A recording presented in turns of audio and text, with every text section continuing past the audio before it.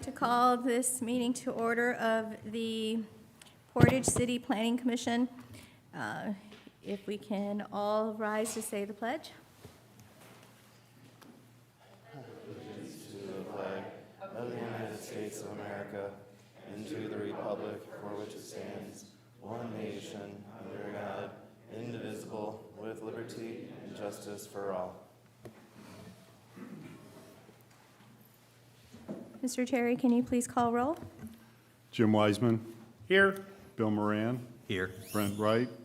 Carissa Childers. Here. Sam LaVoy. Here. Deb Ekdahl. Here. Jeremiah Montgomery. Here. Victoria Vasquez. Here. Alonzo Garcia is absent. Thank you. Has everybody had a chance to review the minutes? Do we have a motion? I'll make a motion, we accept the minutes. We have a motion and a second. All in favor, please signify by saying aye. Aye. Any opposed? Motion carries. Do we have any reports from the officers or any committees? No reports. Thank you.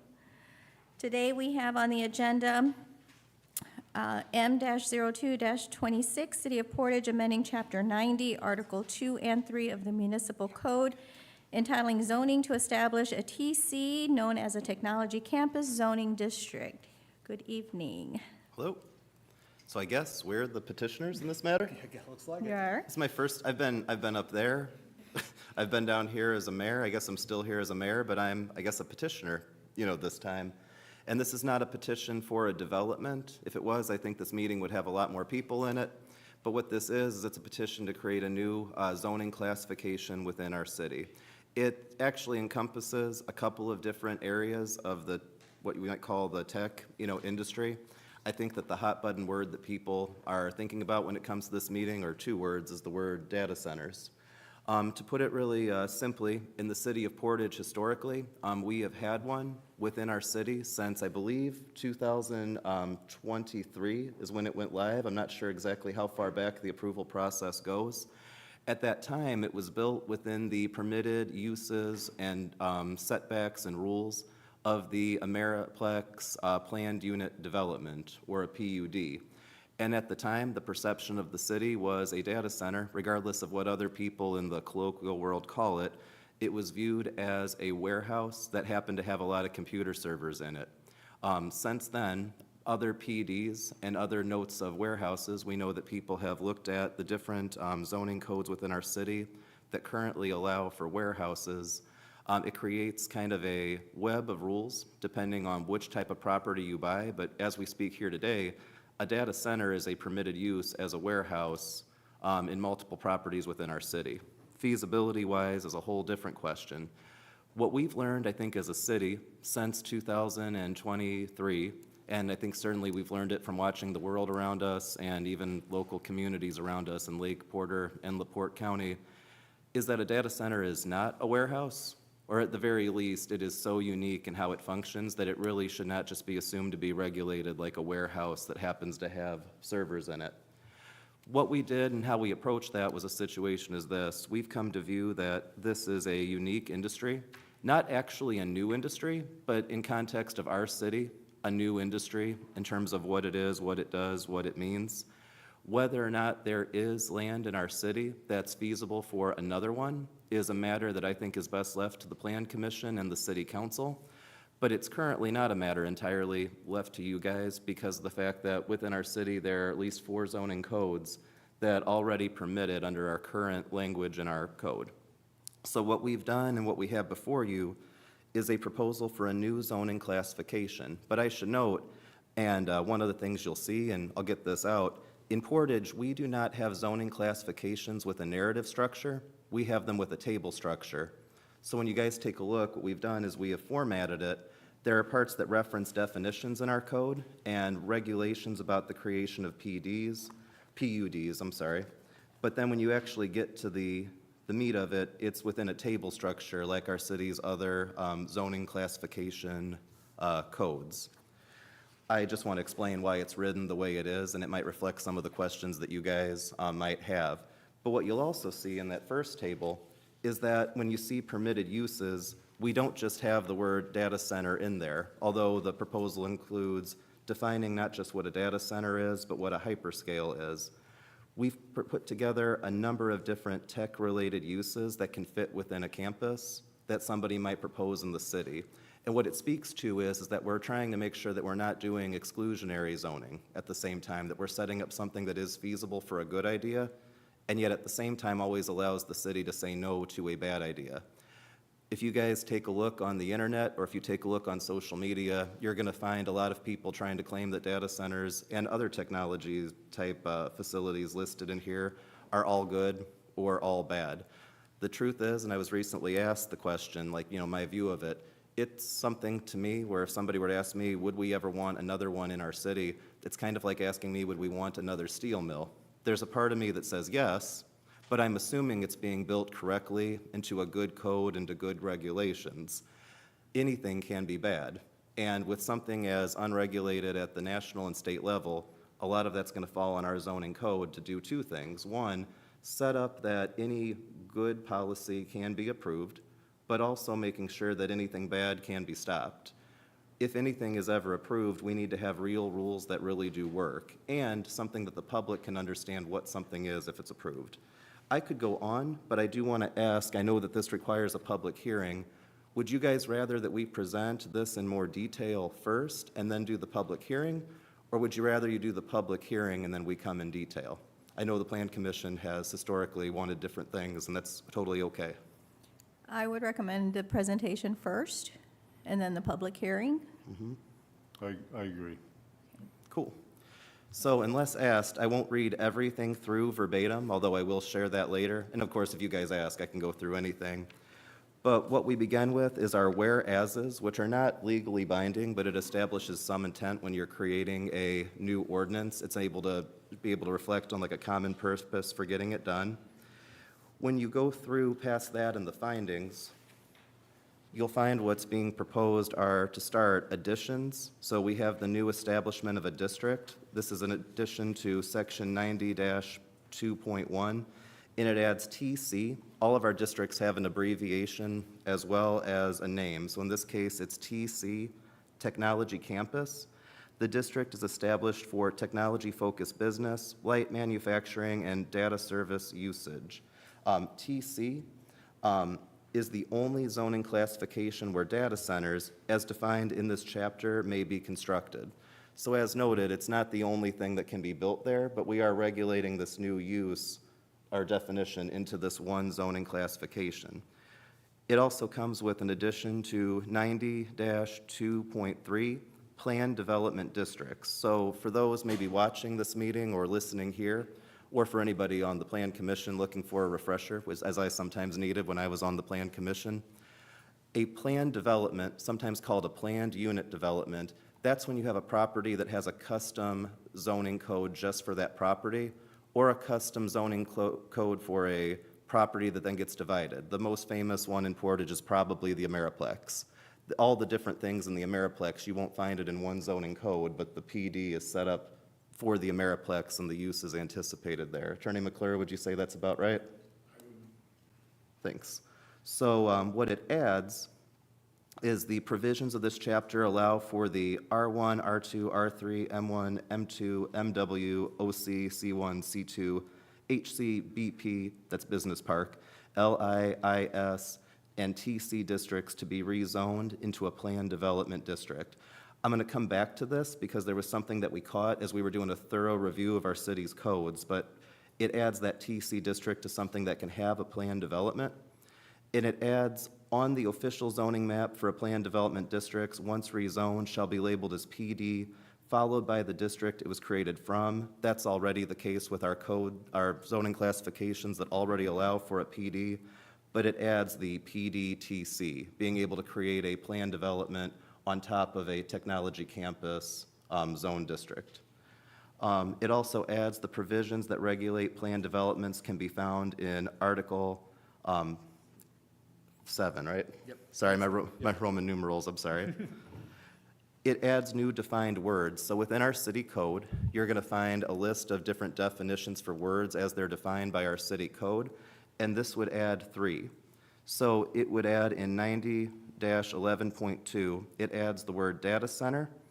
A data center is defined as a facility primarily designed and used to house computer systems, servers, and associated equipment that store, process, or transmit digital data, including supporting electrical, mechanical, cooling, and backup power infrastructure, but excluding ordinary office uses.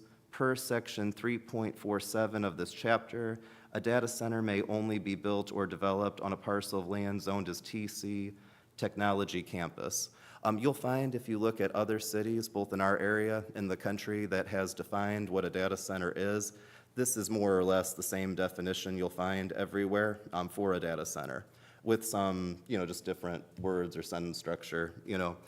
What we've done, to my knowledge, I think we are the first city in Northwest Indiana to do this. I'm not sure about anywhere, but we have not found a zoning code that has done this yet. Our second addition is we've added the word hyperscale data center. Now, that's a word you've probably heard if you've been online and reading about things. In research for this, we talked with people who have built multiple data centers and people who have built hyperscale data centers. What we've been told is that you will not find necessarily two experts who agree what a hyperscale data center is, but we felt that it was important to have a portage definition, and I'll explain why. It's to be able to exclude it from the technology campus zoning unless it were to come in the form of a planned development. And so the definition we've put here is that it is a data center is a hyperscale data center if it requires or is designed to support a total electrical load of greater than 50 megawatts, or the proposed campus contains 500,000 square feet or more, single or multiple buildings of aggregate floor area. That sounds like a lot because it is, I believe. Per section 3.47 of this chapter, a hyperscale data center must utilize a planned development, PD, within the TC zoning district. I'll come back to that after I go through the three to explain the framework we're doing here. Then we add a closed loop system. That is a system to cool industrial components and processes that utilizes the recirculation of water and returning water back to the process rather than taking in of new water and then discharging it after use. In an industry, you'll find a couple of different definitions of closed loop systems because different types of factories and different types of companies use closed loop in different ways. For our purpose with this ordinance, a closed loop system is where rather than pulling water out of the ground or pulling water out of the lake, which is often the case in our area, this would be similar to the data centers that you have and other technologies that you have where the water used for cooling purposes has to recirculate. And it's used over and over again like a radiator rather than being pulled from and then put back into the rest of the water system. This is something that we research to figure out how to consider concerns about water usage when it comes to this type of technology. Putting these three things together and what we've done on the top, and we'll get into the regulations, within, we wanted to make sure that we were creating a system where we defined what a data center is, we created a zoning code that allows for it, but also allows for other types of technological work to be done in it. It matters really for two reasons. One, there's no legitimate zoning classification that only has one use in it. Simply put, that leads away to, I think, some shaky legal stuff that somebody could do if they ever challenged our rules in court. By having a legitimate zoning classification with multiple uses, it helps. The other part is when it comes to something like a data center, there is always a concern of this industry is potentially in a bubble right now. Is it going to last? What happens if some of the ones that get built, I think, Bill, you were one of the people that brought that to my attention early on. You want to make sure that you have flexibility in a piece of land, that it's not just designed for one thing if ever approved and can't transition into something else if that's no longer a needed thing in the area or, in that spot. What we've done, though, is we've created essentially a zoning area that allows for a certain type. You might have heard some people who are opposed or have been on the opposition side to certain projects around Northwest Indiana. I've been to a number of those meetings, and I've watched a number of those meetings where people have come, and it's kind of neat. They say, why can't you guys build something like the one in Portage that's, quote, like small, which essentially for me, I don't know if I would consider 11 acres small, but I get what they're comparing it to with some of these proposals. Basically, the way that the Ameriplex data center was built, and we were very blessed as a city that it was built in such a location and built so well that we haven't had problems with it in our city. We wanted to create a zoning classification that basically matched what is perceived as being like the safest type you can have if you're going to have it. If people or a company wants to come in and do something that's much bigger, like something like what we've designed a hyperscale to be, we don't want those two things to be set up the same, where you approve something for a data center and then what do you know, it's a hyperscale and has other issues that come with it. So what we've set up is that if something meets our definition of a hyperscale, they would have to first get the zoning changed to the TC, or the tech campus zoning. Then they would have to go through the process of getting a planned development put together. Now, why that matters, and it's going to get into what we get into next, one of the things that I have observed watching and being at multiple meetings in the region and watching things online and studying this whole thing happening in our country right now, people are coming to meetings when one is proposed and they ask what I think is a very legitimate question. They'll ask things like, how tall is it going to be?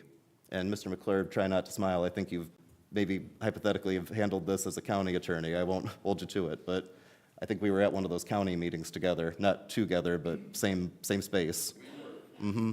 People will ask legitimate questions like, how tall is this thing going to be? And often the response from the petitioner is, well, we don't know. We don't know because we haven't got to that stage yet. We just want to get the land approved for a data center first, then we'll come back and figure out how tall it's going to be. People will ask, well, how is the water going to be handled? Is it going to be a closed loop? Is it coming out of Lake Michigan? Is it coming out of the ground? And often the petitioner will say, well, we don't know. We're not at that stage yet. People will come and ask, what color is the building going to be? And they're like, well, we don't know. It might not seem so important, but questions like, what are the lights going to look like? And whether or not that developer is telling the truth that they don't know what they're going to do, it's often the case that the city or county, I want to be careful, I'm not trying to speak for the county, but oftentimes they don't know either because they are trying to find out from the developer what it's going to be.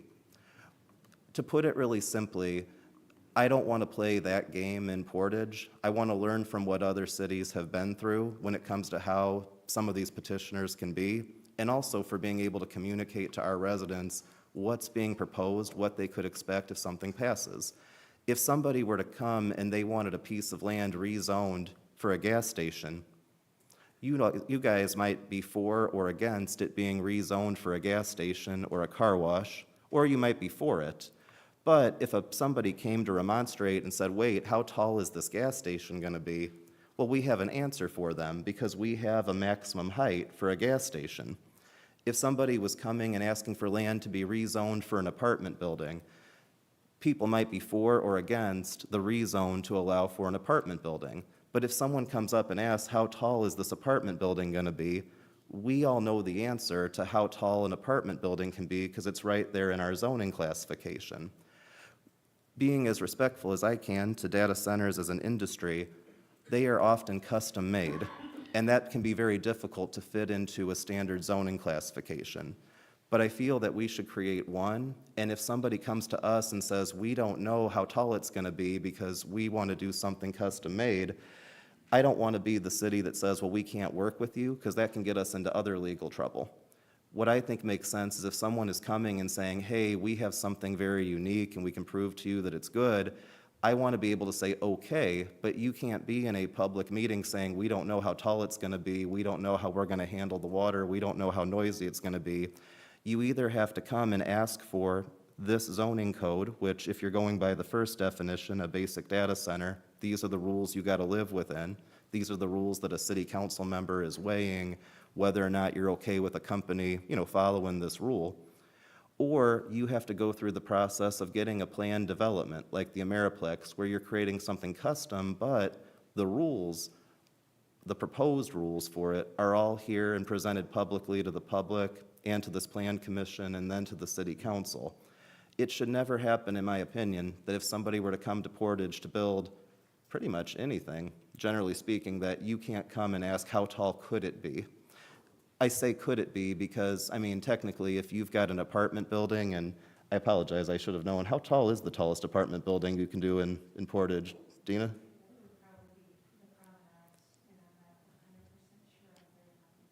Let's say you had a type of building, and let's say that it was a building that could be 55 feet high for what it is. You can assume that someone could hypothetically say, yeah, we're not going to go 55, but when you're there voting on it, you should at least know that that's the max. You know, it shouldn't be a mystery past a certain point. It's about being able to know what those rules are so you guys can weigh whether or not it's appropriate for a spot. So that'll get us to what actually are the rules within it. I've had people ask me, because to put it really simply, there are people who are for them, there are people who are against them, and there's people, and I think it's the majority of people, they're not against them, but they've heard so much bad, and they give such vague answers about what they're going to be and what they're going to do, people lean towards the against, because quite frankly, if you don't know what something is, you just know that it could be big, you can be concerned about it.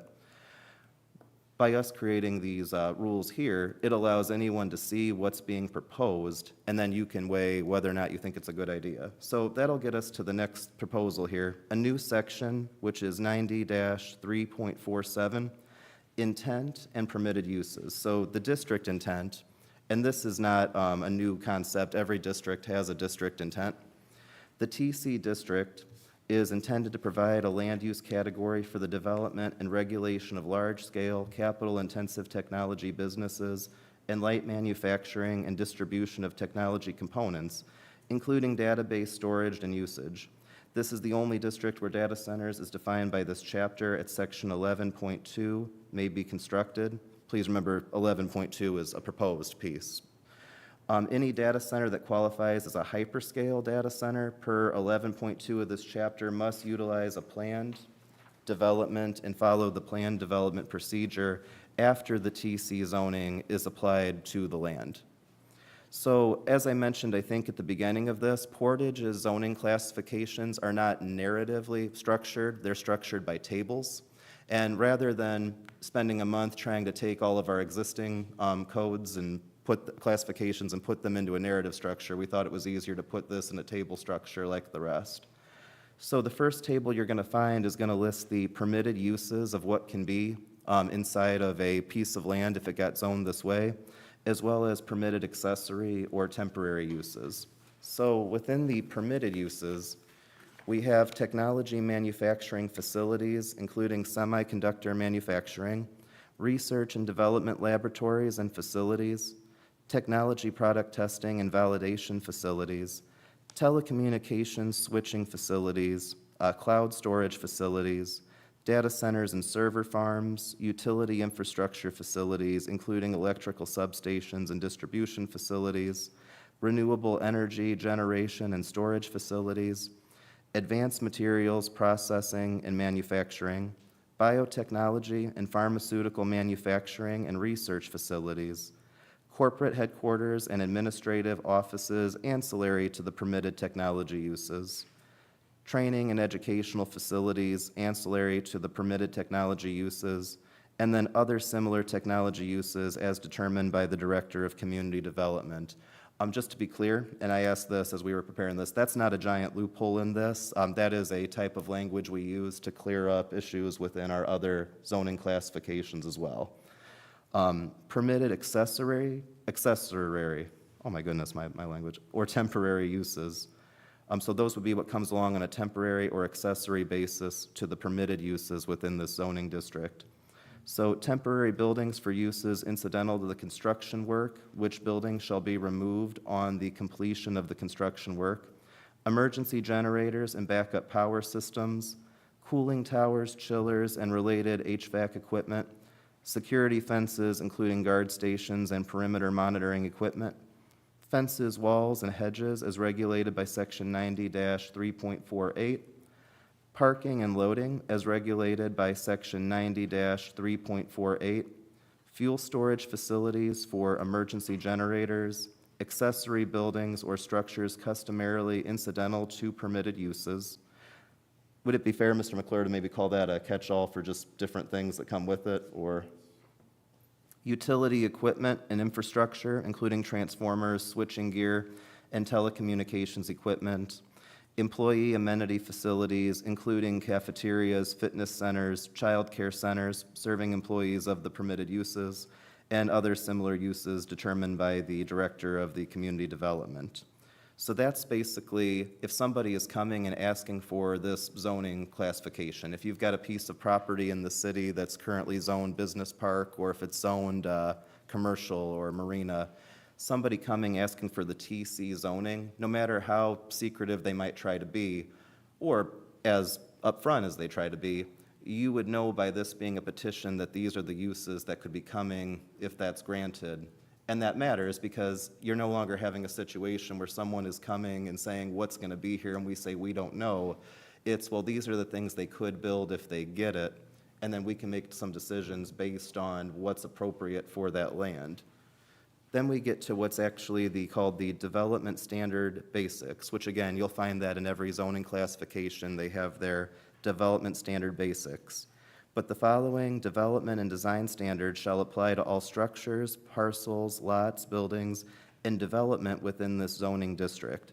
The standards set out in this section shall supersede any conflicting standards found in any other sections of the zoning ordinance. That's your typical catch to make sure that if there's anything that gets missed when things get updated, that this is the one that supersedes. Development standards not addressed in this section shall be governed by the applicable standards found in the zoning ordinance. No site plan within the TC zoning shall be approved unless the site plan contains the following development standards. Now, this is very important for you guys, especially as the Plan Commission, and I know this whole thing is very important, but what I mean by that is the first table you looked at is what's allowed by use within this proposed zoning classification. So if somebody was trying to build and I should also add, the other uses besides data centers can be done in other zoning classifications that we have, just like how you'll find a gas station in multiple different zoning classifications at our city. It's part of why we have so many. I almost thought about putting a gas station in the list here as a joke, but I felt like that would not be the right thing to do right now. So, given the seriousness of this topic. But the reason why it matters is, from your guys' perspective, if somebody is coming and asking for this zoning to be put on a piece of land, you guys are going to vote, again, assuming that this ordinance is passed in the future, if somebody comes, you guys would be voting to give a favorable or unfavorable recommendation, or with contingencies, on that piece of land. But it would then be the city council that then actually votes whether or not it's going to get that zoning. You guys could recommend something be favorable and they vote no. You could vote don't do it and the council could vote yes, or every combo. You could say no and then they say no. You guys can recommend yes and they recommend yes. But the second part here with this next chart, this falls under your responsibility if a piece of land is zoned this way and then somebody comes back with a site plan. So what that means is the rules here are where you guys enforce whether or not what's proposed in a site plan has been met. So these are the things where, among other things, these are the things listed that we want to make sure the Plan Commission checks, and that you guys have the ability to either delay or potentially deny a site plan based on if it doesn't meet these enough, or where you guys would have the ability to prove if it does meet it enough. So this is something to watch because this buck is more on you guys than the city council if a piece of land ever gets zoned this way. I'll be there too to say, hey guys, I'm the mayor and I've got a concern, or something like that. So we have the TC zoning bordering of a residential zoning district. So our first part here has to do with rules that apply specifically to an area of such zoned land touching residential zoned land. So standard to be applied is a visual barrier consisting of an earthen berm or landscape mound that is a minimum of 8 feet high in height, with additional landscaping that is a minimum of 2 feet in height, so 10 feet altogether. Additional landscaping and screening requirements to include 1, a landscape buffer zone of not less than 25 feet in width shall be established and maintained. 2, such buffer zone shall be planted with clusters of trees, of which a minimum 70% must be evergreens. 3, evergreens shall be offset and planted not less than 20 feet on center, with the minimum planted height of 8 feet. 4, at least 2 species of evergreens shall be planted to minimize tree mortality, and all trees shall carry a 2-year warranty for replacement. 5, all deciduous trees must be native to northern Indiana.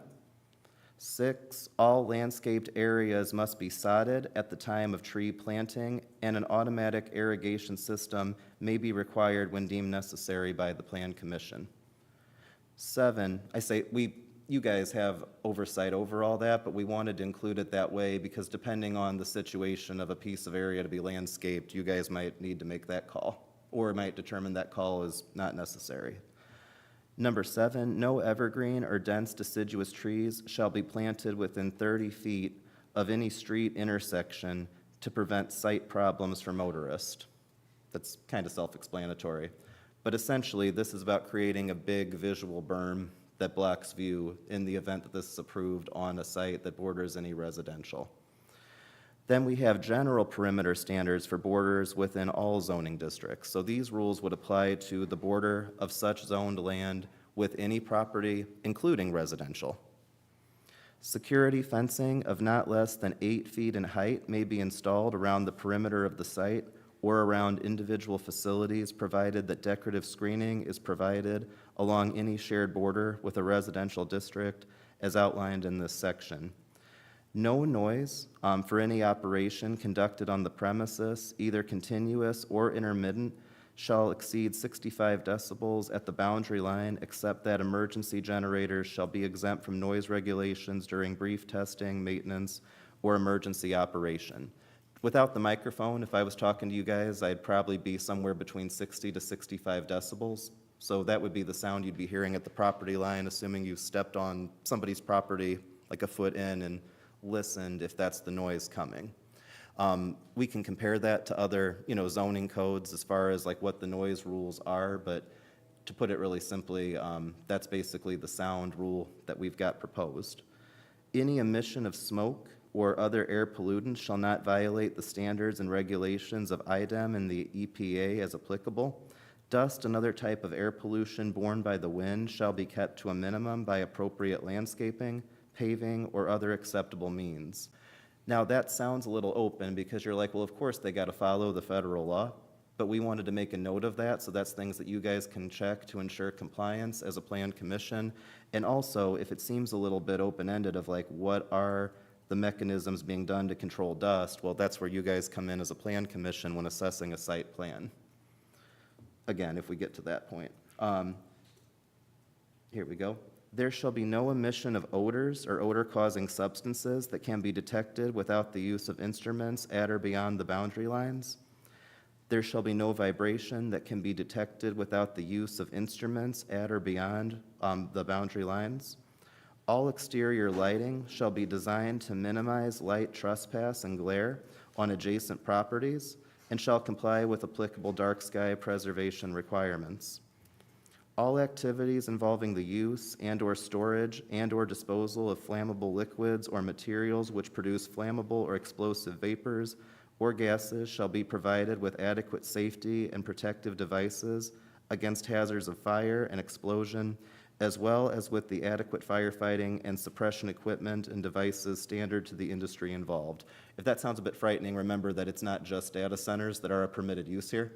And so we wanted to make sure that we're capturing fire mitigation as something that the Plan Commission has a very firm hand on when assessing a site plan. Storage and utilization of flammable liquids or materials that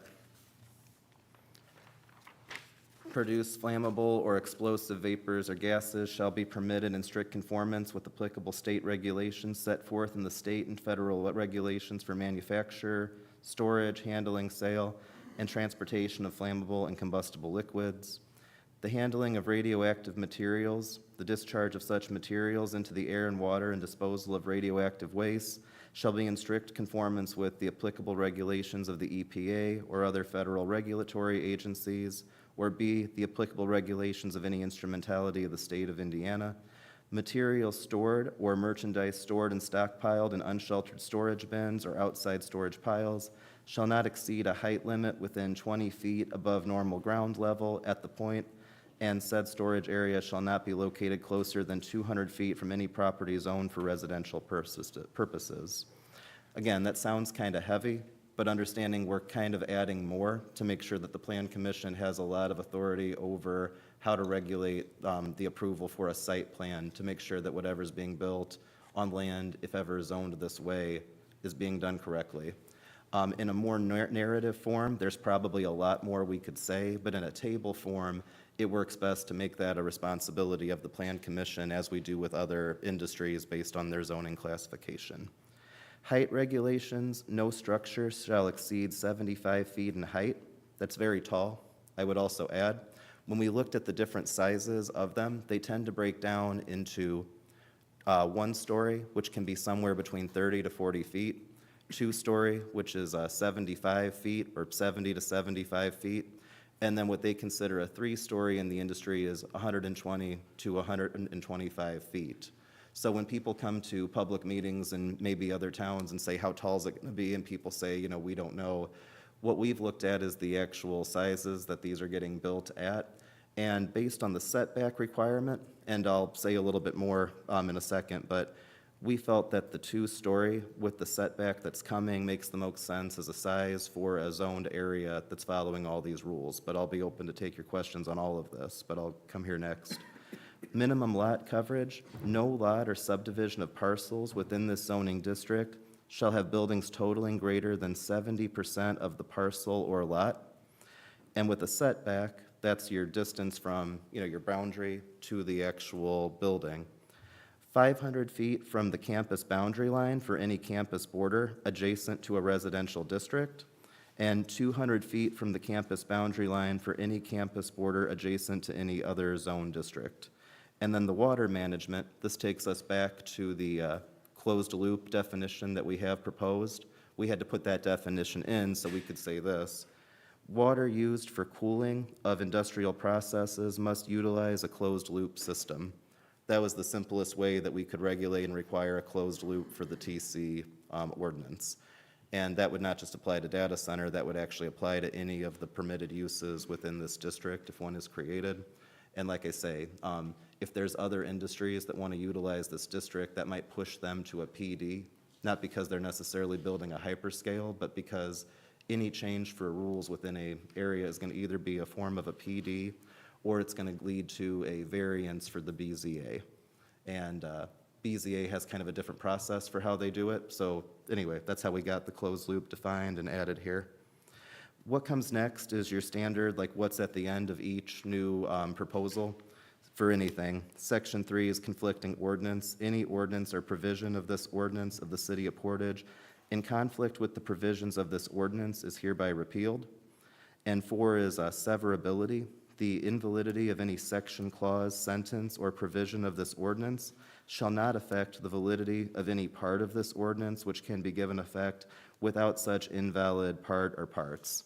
Just making up an example. Suppose for some reason, I'm just making this up, let's say the closed loop system got challenged and it went all the way up to the Indiana Supreme Court, and for some reason they ruled like you can't require a closed loop. I'd be like, oh no, but the rest of the ordinance would stand. Or plug in any other rule within this. But we do that with every ordinance we pass, the severability clause. I just picked the closed loop because it was the last thing on the list. Please don't think that I'm concerned about that with the Indiana Supreme Court. And the effective date of this ordinance shall be in full force and effect from and after its passage and adoption by the Common Council and approval of the mayor of the City of Portage of Indiana. And then you have your stuff to sign. I have 2 notes that I believe. Oh, then I'll wait. We'll come back to those notes, don't worry.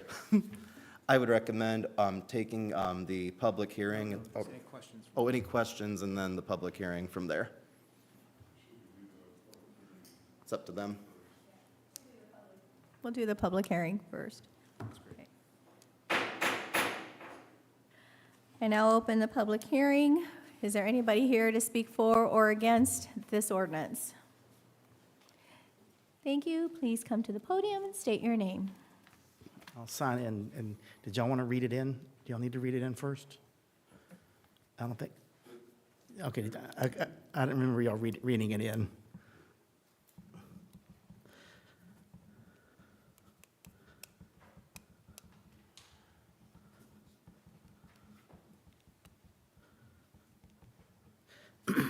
Michael Cooper, 5455 Clem Road, here in Portage. I do want to clarify some of the comments that the mayor made. The first one is regarding scale. The data center that is up in the Mayorplex is 26 acres. When you talk about the data Oh, I center... thought it was 11. Sorry. Oh, my bad. When you talk about the data center down in Hobart, you're looking at 725 acres, and looking, when you go down to New Carlisle, over 1,200 acres there. And so when we talk about this scale, I mean, what we currently have in Portage is small. I mean, what this envisions very hyperscale, large-scale data centers that, you know, under the current way that we do things, would generally, that large scale would be a PUD, and that's how would be currently handled under the zoning that we have.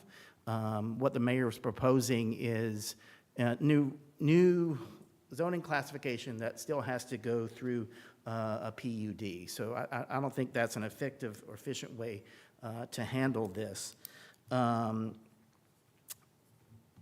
I'm against the data center coming into Portage. I don't want any more data centers in our region, especially in our community. Y'all have seen the stories of what has been happening in other parts of Indiana.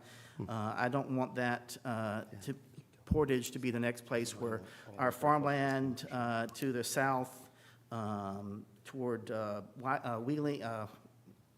Wheeler or over toward South Haven when the new comprehensive plan comes out to be, you know, geared toward or pre-zoned toward these large-scale data centers. It's like a beast that they're trying to tame with the upcoming comprehensive plan, and I don't want that to be an option.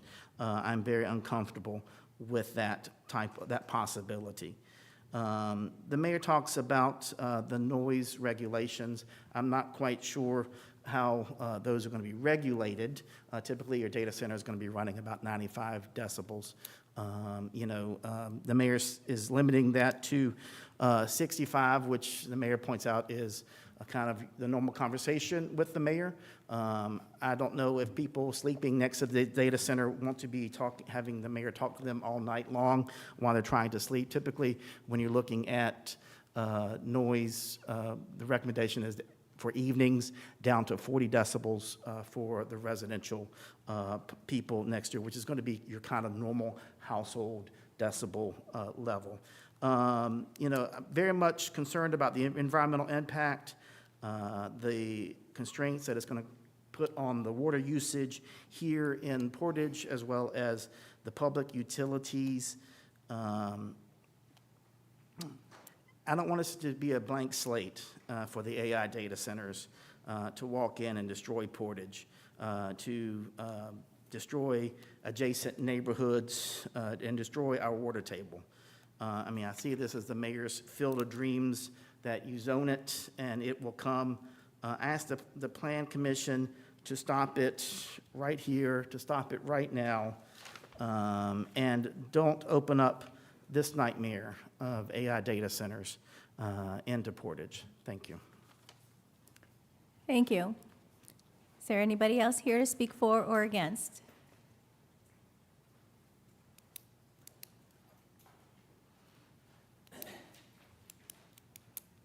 Thank you, and if you can please state your name. My name is Kurt Knudsen.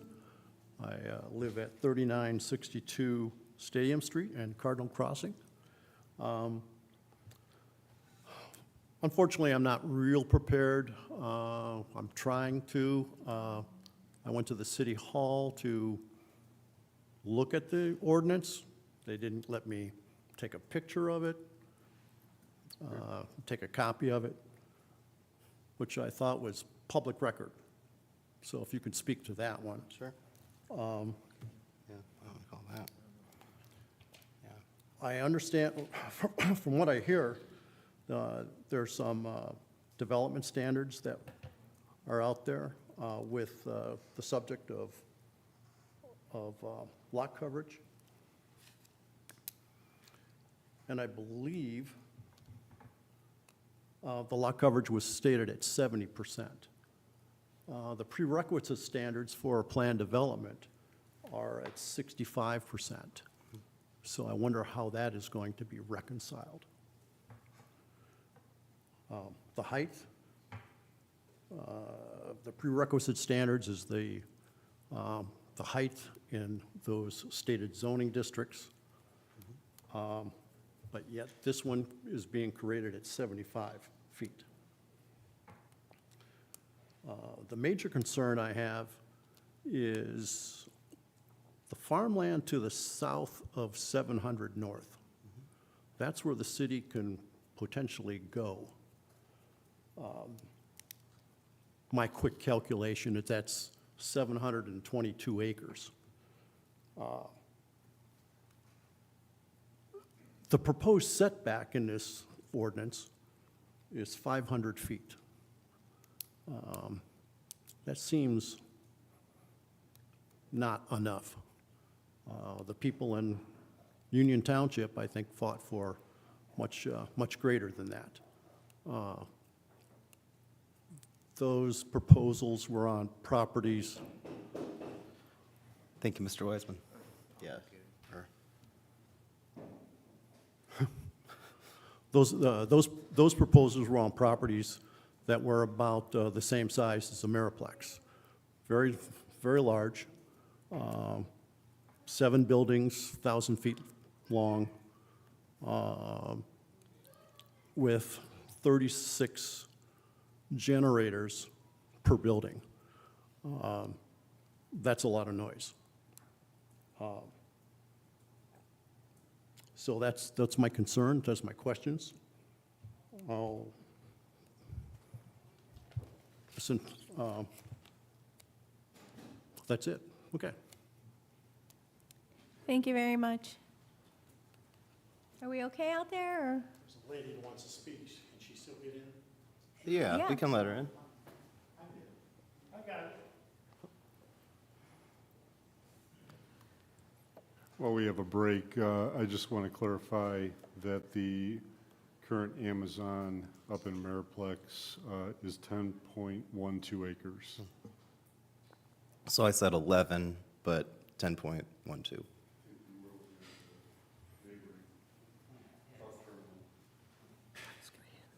Sure, go ahead. Good evening. We are in an open public hearing right now. Are you here to speak for or against the ordinance tonight? Against. Okay, state your name and please write in for us as well on the form there.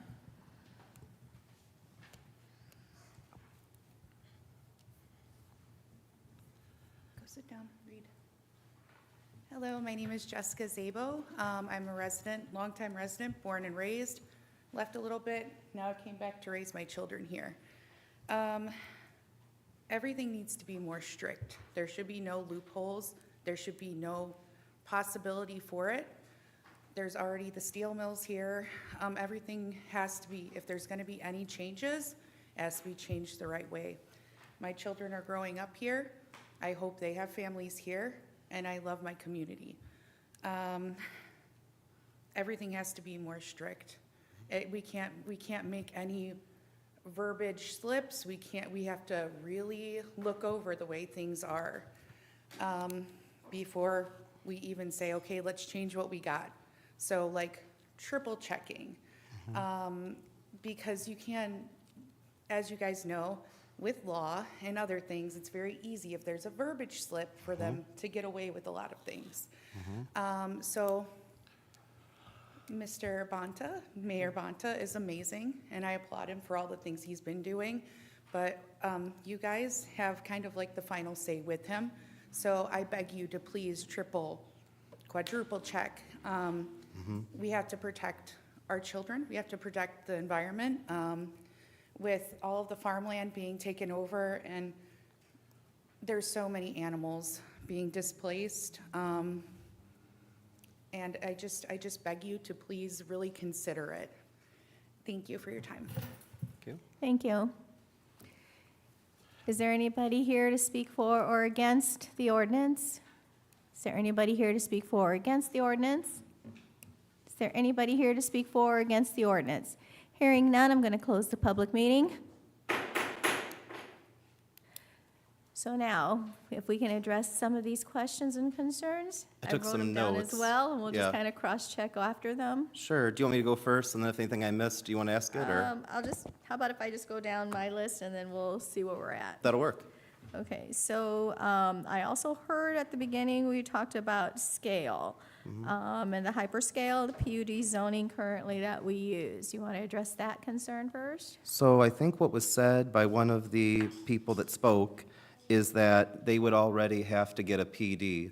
That's not guaranteed. So right now, there are 4 zoning codes, and Jessica, I'm sorry you missed some of this when I was speaking, so I apologize, because some of the things you said, I totally get, and I don't want to speak for you. If you'd heard what I said earlier, you might, but I'll say it now, if that's okay. So right now, you can build, by our current zoning code, which considers a data center to be a warehouse, you can build a data center in a business park, you can build it in heavy industrial property, light industrial property, or marina waterway with a BZA exception for a warehouse. So what that means is, if I were looking to build a data center in Portage right now, I would pick a piece of property in our city that is either zoned business park, heavy industrial, or light industrial. Or I would get a piece of property zoned marina waterway, and what I would do if I were trying to build one is I would buy that property, and if it's marina waterway, I would go through the effort of getting it approved by the BZA to be warehouses, and then I would build a data center on it. Now, I would have to follow the rules of that zoning code. So what I would do if I was trying to build a data center right now, I would buy business park, heavy industrial, light industrial, or an approved marina waterway.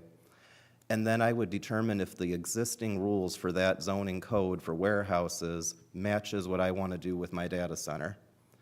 And then what I would do then is I would then come to you guys with a site plan, and more or less by law, Mr. McClure is going to tell you, you guys have to approve this site plan because it's a permitted use within our city. Right now, there is no definition in Portage of a data center. It's just a warehouse. You might have disagreements about what a warehouse should or should not have in it, but to your point about loopholes, that's an extraordinary loophole that I'm trying to close. Because right now, if you guys had a data center being proposed on one of those 4 properties, and what they wanted to do matched the existing rules, you guys got to just vote yes by law, or they're going to sue, and then they win our taxpayer money on top of it, and then they still get to build it. So the first thing we're trying to close is the fact that we already have 4 types of property in our city zoned for a data center. Victoria, I believe what you were getting at was the claim that a hyperscale would need a PD anyway. The definition of a hyperscale varies depending on who you talk to, but in terms of community concern, for me, it's about the size of the buildings within it, or it has to do with the amount of megawatts being used. I'm not such an engineer. I don't have an engineering degree that I can't tell you whether or not it's possible to buy enough land that you can get zoned business park, heavy industry, light industry, or marina, and be able to create something that can use 50 or more megawatts. I'd rather not find out. So yes, if one of these existing zoning classifications that currently allows for data centers, if the developer wants to do something not permitted within them, then they would have to do a PD. But there is a risk for that because, as Mr. Knutson said, PDs have their own process right now. Without that being regulated, you're still creating a situation where you guys might be forced to vote for something you don't want, that I don't want, or the city council doesn't want. Or maybe something you're okay with in a certain context, but you don't have a choice anyway. So I want to be very clear there. I also appreciated the clarification that the Ameriplex data center is, Tom, did you say 10 point what? 10.12. I said 11, so I was too big, but I was closer to the accurate. But I hope that that answers that in regards to where you can have one, because where we speak right now, Portage has probably the biggest loophole possible, which is these existing zoning classifications that allow it as a warehouse. I'm sorry, if you're ready for the next. Certainly. So also, I had down that they were concerned about the farmland in the south of the county, that it's not pre-zoned for future data centers. So it's in the the land being talked about is, I believe it's the land more or less between 6 and then going south to either 600 or maybe somewhere around 130. When you're looking for places where companies are trying to find that they can build a hyperscale data center, they're really looking for three things, generally speaking. They're looking for a place where it's got enough land, because the bigger land they've got, the bigger investment. 2, they want as little potential for flood damage, floodplain, water issues as possible when it comes to the construction of it. And the third one is they're looking for high-tension power lines. If you drive around any place, I remember there was a meeting last year that was put on, I think, by the Forum, where they were talking about how NIPSCO has certain areas around the state or the northern part of the state that are approved for data centers, or from their perspective, they work at a hyperscale, level. And someone said, why don't you guys release the map? And they said, well, we're not going to release the map, but there's a map. If you're a layperson like me, or a layperson who's had to study this a lot lately, the easiest way to find the places that you can build a big data center is places where the ground is relatively flat, dry, or dry in context of not a floodplain, but the critical thing is those high-tension power lines. So any place you see high-tension power lines, you have a spot where a data center can be built at a bigger scale. Not claiming that's always true, but it's kind of the key common denominator you see in places where they're getting built big. And south of 600, you have those high-tension power lines. I can give, Victoria, if you feel like I'm not going on a tangent or a segue, a bit of a history with our city's experience with data centers post-2023. So when I came in as mayor, so you're talking January of 2024 to January of 2025, I knew very little about data centers except for, kind of what they did and the fact that we had one in the Ameriplex. I also knew that maybe quarterly, there were times where NIPSCO would be contacting the city. We'd have some meetings either in Zoom or in person, and they were doing this with every city back in 2024. You'd come into a meeting, Tom, I hope you chuckle because you remember some of these. They would say, are there any places in Portage where people could build a data center? And we, being friendly, pro-business people, and having an idea of a data center like the Ameriplex, we showed some areas where we knew the zoning allowed for it. We're like, well, this is zoned business park. These be the rules that they'd have to follow. This is zoned marina waterway. This is zoned light industrial, heavy industrial. And I think there were at least probably 3 meetings in 2024 where it was kind of funny, because I think after the second or third meeting, Tom, we were like, they just keep coming and asking the same question. We keep giving them the same answers. They kept saying, where in Portage can you build a data center? And we kept showing the places where it was legally allowed. And they just kept saying, it's just not big enough. And we're like, well, okay. Well, there's that. By 2025, and really parts of 2024, because going into 2025, something that had changed with us is we learned about the power line situation. We also learned that most of the hyperscales, that is what they were primarily trying to build by 2025, usually required 160-acre, like a minimum, for investors or the companies to be interested. And with that, we were like, well, there's places in Portage that work, but that's not really so big a thing to us.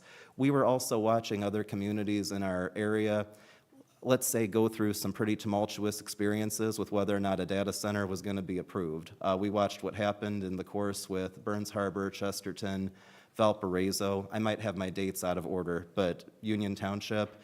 And we were realizing that it was becoming a hot-button issue. But by 2025, we were still under the impression that if that issue came to Portage, it would fit within the existing zoning regulations that you'd have.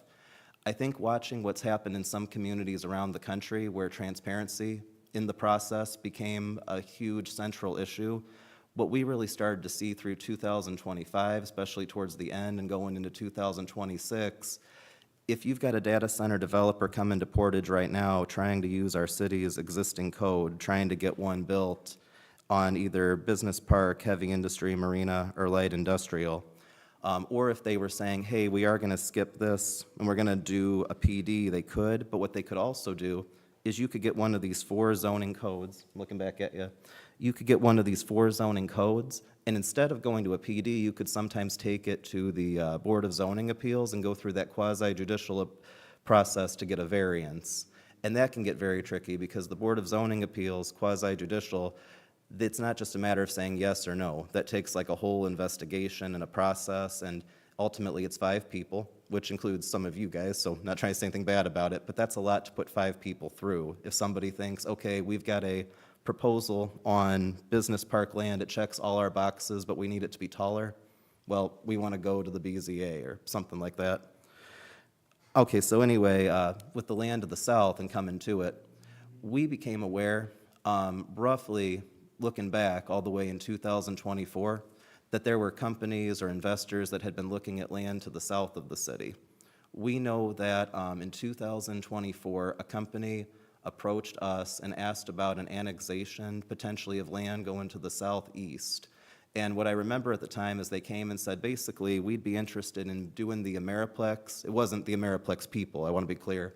But a company came in 2024 that said, we'd be interested in an annexation to do a business park, PD. We kind of want to do identical to the Ameriplex. And I think Tom and I at the time were like, oh, that sounds pretty cool.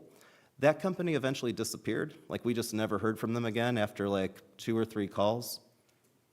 And looking back now, with what I've learned in 3 years, I'm like, I wonder if that company was actually interested in doing data centers, but wanted essentially the Ameriplex uses to be able to build a campus down there. Essentially, that would be a rather sneaky move. And for the record, I'm not trying to accuse anybody of that, but when you look back, it's kind of suspicious. Let's get all the approvals that happens to include that, and now, oh, what do you know, that's all we built, you know? In 2025, the city was asked questions by a company about our annexation procedures and what it would mean about, land down there being put together. And the response that I think we gave at the time was essentially, yeah. I mean, if you guys have a proposal, feel free to come in. You'd probably have to pick one of these zoning classifications, come to our city council and see if they pass it. Well, what we learned is that these companies that are looking to build the big ones, they want to have a lot more commitment from a mayor than, oh yeah, I mean, you guys can try and let's bring it to the city council and see what they think. It actually happened at least 2 other times where companies called and asked us about basically, is the city ever interested in annexing land to the south? And really, like, both times that I'm recalling, we basically said, yeah, we would be in a situation where if you've got a proposal and you want to bring it to the city council, you'd be able to get your proposal together and it would come in by annexation. And I know at least one time for sure we were told, Mayor, that's not enough commitment from you. And I'm like, oh, what do you want me to do? Essentially cheerlead it, like Bigby style. And that gets back to, I think, Mr. McClure's experience that I've dealt with companies that have looked at Portage like this, which is, quite frankly, how do I put this the right way? Can you answer any of our questions about what it's going to be? Can you tell us how tall it's going to be? Tom, we've all been in these meetings. We don't know. Are you going to use a closed loop? We don't know. What color is it going to be? Well, we don't know. The color thing was meant to just try to make a meeting more lighthearted, And to put it really simply, I've never as a mayor told a company don't try Portage, but what I have said is I don't feel comfortable going to a city council ever and saying, hey guys, we have no idea what they're going to do except this thing that you've read about in the news that everybody's upset about, apparently. What do you guys think? At one point, and I think, Victoria, you can back me up on this or you can tell me, at one point I was calling city council people and I said, hey, what do you think of this? What do you guys think would happen? And I think that created even an issue of how I was going about asking city council people about it. So this process that we have here, oh, the other thing about the land to the south, because companies don't just disappear because the mayor's not excited enough. There's also a pipeline that runs through. There's an oil pipeline that runs diagonally through the property to our south, more or less from where Target's being built over to the far end. I would be inaccurate, I think, if I said it went all the way to Duck Creek, but if you think of it as a direction going from Target to Duck Creek, there's a pipeline that runs through, which we've had reason to think also impacts I don't want to say the feasibility. With enough money you can do anything, but also on top of whether or not companies approach the city and the mayor seems excited about something enough, there's also to be said for how land gets put together, and then also a big question of can you build with a pipeline and how do you do all that? Please don't take that as a throwaway, like, don't worry about it. We're very aware. But I say that because in context of this proposal, it's not really the same thing, because when you have an annexation, the city council in any annexation has a lot of extra stipulations you can put on something to either say, you either got to do this, commit to this, or we're not doing it. This proposal is really an issue of existing properties within our city that are already zoned to allow for data centers. And to the really good point made, you don't want them to take advantage of what I would also call a loophole. Their lawyer probably wouldn't call it a loophole. We want to put it into a position where if you're coming into our city, you have to have a vote up and down by our city council to get this new thing created. What we're up against, and I don't think everybody realizes this, in Indiana, there's not a board called the Planning Commission that just decides, yes, you can build a Target, no, you cannot build a tire shop. You have to have the rules spelled out within an existing code that people can petition for, and that's what we've put together here. Victoria, did I cover everything with that question? Is there more I need to say? That one is okay. I'm going to combine a couple here that can go together. There were some concerns about noise regulation. We had the mayor limiting it to 65, but the evening decibels were quoted at being at 40. Also talking about standards for height and grade, and also at the setbacks of 500 feet, not enough, with a lot of noise with the generator. So if we can kind of lump those four together. Yeah, so I'll start here. I'm not sure if it was meant to be a joke about like how loud I am at a given day. I mean, I can tell you I talk in my backyard, my neighbors don't complain, but all that said and done, if somebody is at their window or standing on the edge of their property and across the street is a property with a data center on it under this ordinance, if you are hearing something at 65 feet on your sidewalk or by your window, that's a violation of this ordinance. We're talking about what it sounds like when you walk across the street and go on the property of, you know, the owner of it, and what you're hearing. And what you would be hearing is 65, which, again, 65 is something that you'd be hearing standing on their property over the property line or just on the property line. It wouldn't be what you'd be hearing on your property, or that would be a violation of the ordinance.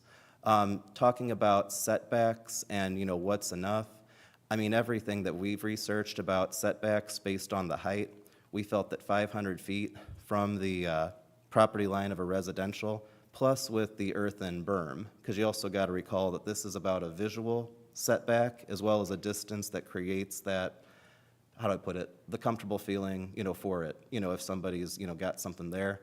Within the berm creation and within all the trees, that's part of what creates the privacy of it. And that's the privacy for whoever's living on the other side. I don't know how many of you guys, I know Victoria, you've come with me and Gina, if you go to the Ameriplex Data Center and you drive onto Nealon Drive into the Dune Harbor neighborhood, which has the data center immediately in front of it, that is not a 500-foot setback. That's not a 200-foot setback. I mean, you've got people who've got their boat parked on the other side of the street, which I think is a part of their property. You've got somebody who does some archery shooting, you know, up there on a tree. To put it really simply, if you want to know whether or not our current code creates, quote, enough space between a data center and a residential property, if your view is that 500 feet is not enough, I mean, it's definitely not 500 feet for the neighborhood that's behind the Ameriplex Data Center. Now, I'm saying that very gently because I don't think we've had any strong complaints from that neighborhood. There's been no issues reported to us about sound. What's that? Maybe one person. And that's, I think, about the light, which is something that we learned about here. It can be bright. Now, when you've got a piece of property by an industrial park, you might anticipate that there's going to be light. But that said, we learned from the experience with the Ameriplex Data Center that, one, we want to make sure that the light is not bright for any adjoining property, and we wanted a much bigger setback than, do you happen to know?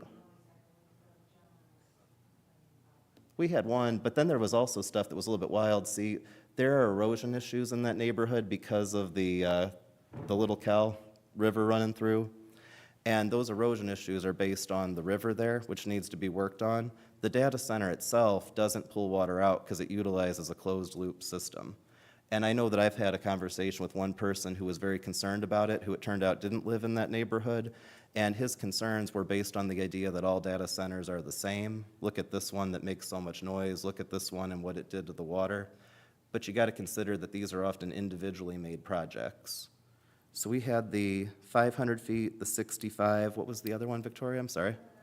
Standards for height and grade, and a lot of noise with the generators. Yeah, so as noted, I mean, any industrial facility, light industrial, heavy industrial, during an emergency, there's going to be noise, to it, if there's an emergency and generators are on.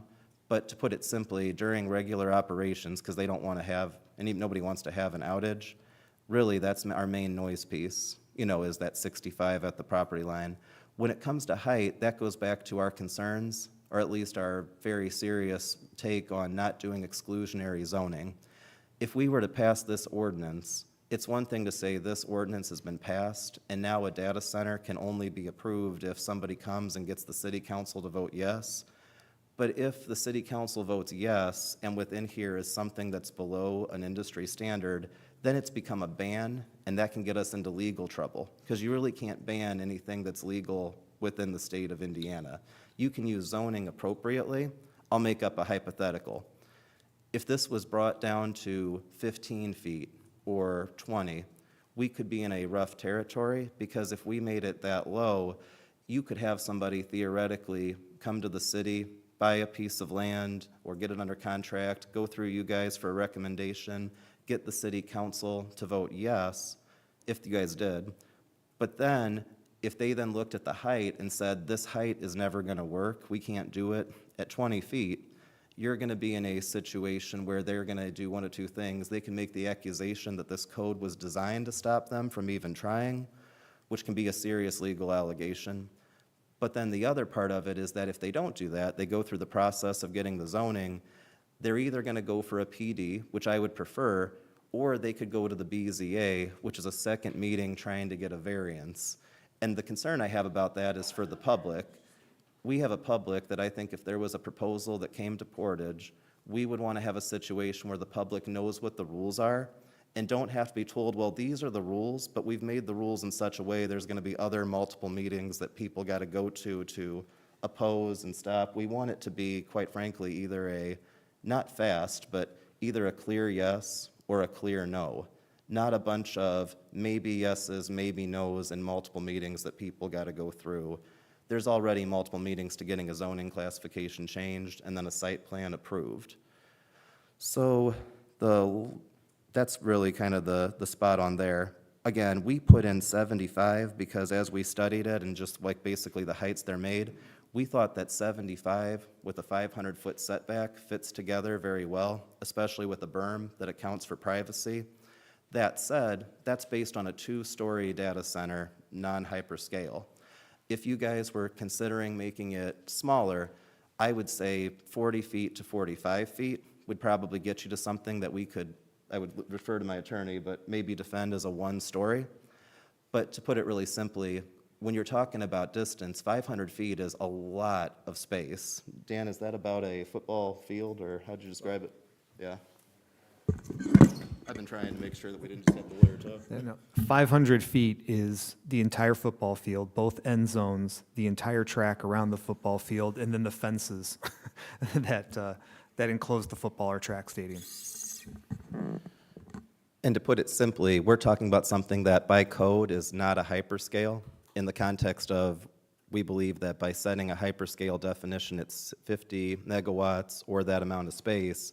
Anybody trying to do the sort of thing that would frighten people, you'd have to go through that extra step of doing the PD. And then we're back to you guys and the council again about those custom things to make something work. And that's where you could be very aggressive about additional features. I think the main thing to understand is that some people are opposed to data centers because of what they've heard about them.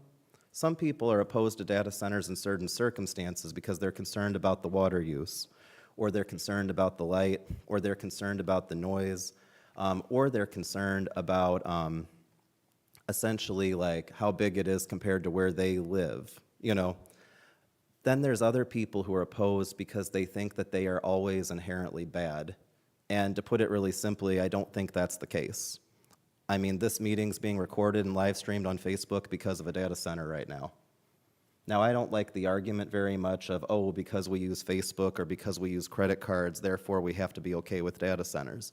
I totally understand that I drive a car, and that doesn't mean I need a steel mill in my backyard.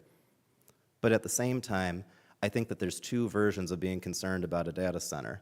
There's the concern, which is these are always bad, we can't have them anywhere, which doesn't match the reality of living in the world that we live in. Then there's the concerns of, I'm concerned about specific issues that could come up with a data center, and that might lead to an individual piece of land not being appropriate for one. I hope that that made sense. Then moving along, there was a couple more concerns. So the next one was about the water usage and the effects and impacts it may have on our public utilities. They do not want it to destroy our water tables. Can you comment on that? Yeah, that's why we require a closed-loop system. No water's being pulled out, and no water's being put back in.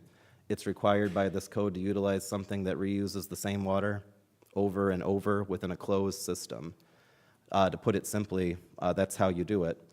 If there are other ways to preserve water and somebody wants to prove that, that might be a case for a PD, but that's a big task, to put it simply. I think that in Portage, we want to protect what we've got, and I think the best way to protect it is requiring that closed-loop system. Thank you. And then finally, to address Mr. Knutsen's concern that he couldn't review the ordinance in advance, he tried to take a picture. I just handed it to him. Thank you. Well, and in regards to whether or not he could get it when asked for, Get it. we've had it available at the planning department for people to come and take a look at and read. If there's a claim about taking a picture of it, I wasn't aware. I know Kurt. Kurt's got my cell phone number. Kurt, I wish you had called me right then and there. I would have found out what was up. But I can't speak to that because that doesn't match the instructions that we had with it. I mean, also, like, that's what this meeting is for, is to examine this.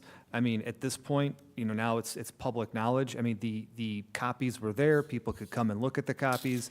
There was a publication in the newspaper to come and look at the copies. So, I mean, they were available to look at. And the copies are located where? They were located at the clerk's desk at the first floor and in the Planning Commission desk on the second floor. And those locations are actually in the publication? Yes. Thank you.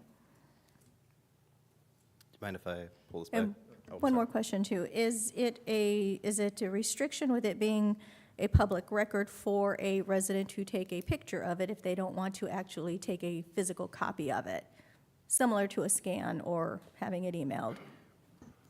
I'm not exactly sure exactly what the question is, but once it became once the agendas were sent out, they became a public record, whether it was photographed or mimeographed or memorized at the window. It's accessible.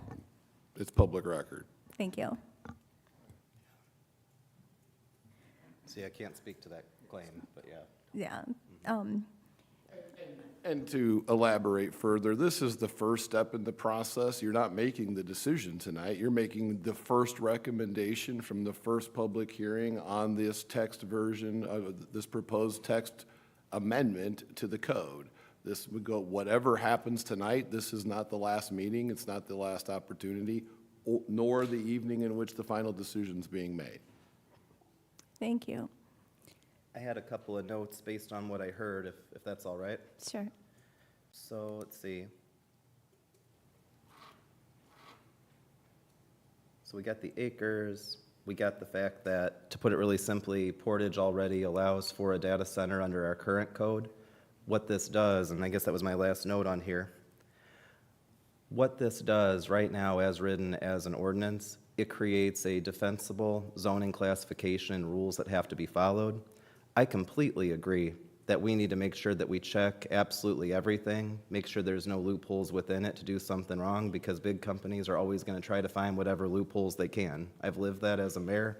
Tom has lived that. Mr. McClure and Mr. Bartnicki have lived that. Which would address Jessica's concern about any type of loopholes that may be loose in the Yep. verbiage of some We're technicality. trying, but what I want to say to that, though, is right now, you can buy property within the city of Portage that's zoned business park, heavy industrial, light industrial, and with conditions marina waterway.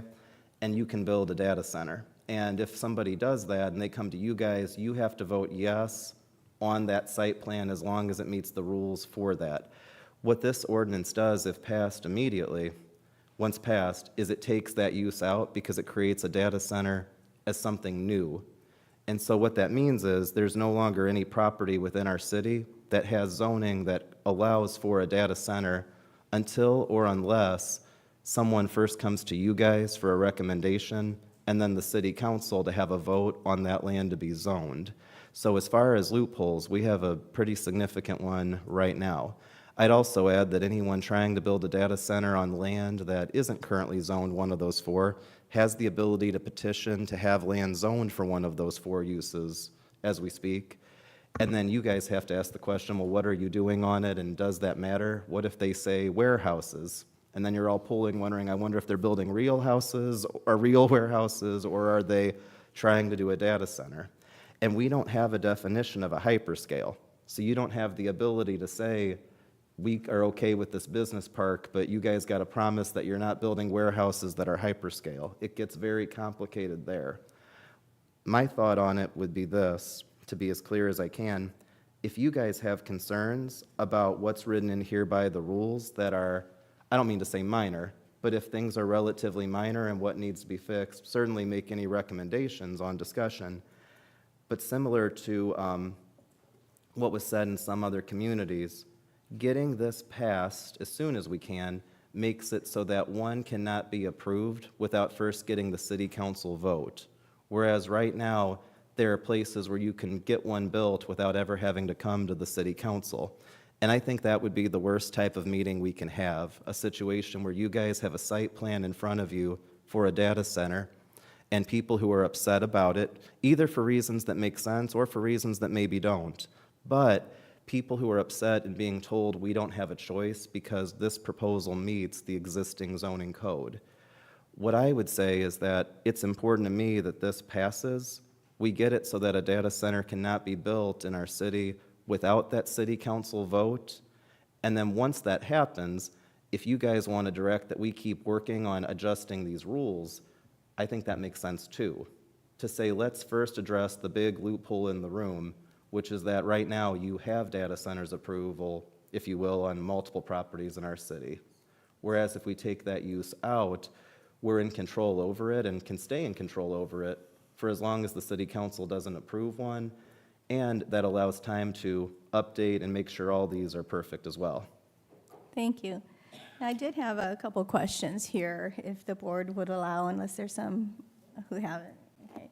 So the ordinance as it's written here states that it's consistent with the city's comprehensive plan.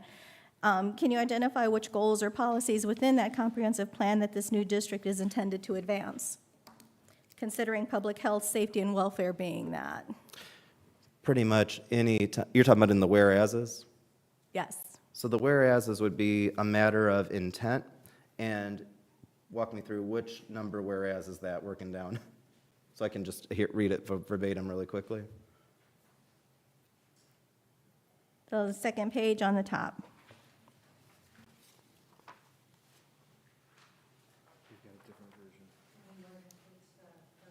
Oh, I'm sorry, we have a different version. So there's 1, 2, 3, 4, 5, 6. The very last one. Right Oh, before got now, it. therefore. I see, yeah. Whereas the Common Council has reviewed the recommendation of the Plan Commission, this is assuming that the Plan Commission gives the recommendation, but, as written, and finds the proposed textual amendment to the zoning ordinance is consistent with the city's comprehensive plan, promotes the orderly development of the community, and serves the public health, safety, and welfare. So that is standard language for the creation of a new classification that the City Council makes those findings. In context to the comprehensive plan, that has to do with just the fact, is there anything being contradicted that, quite frankly, that's up to you guys. We're in the process of updating our comprehensive plan after a long hiatus since 2009. I would say this, and again, I'm not trying to be, clever when I say this. I think in 2009, nobody knew what a data center was. And so I don't think that in the 2009, when we created a comprehensive plan and they laid out that we were going to have warehouses in some places, that people were anticipating data centers. So I would say it's at least consistent with the comprehensive plan from 2009 and reflecting what was intended there. Now, the city council always has the ability in a zoning decision to go against the comprehensive plan. That's the council's power, authority, what have you.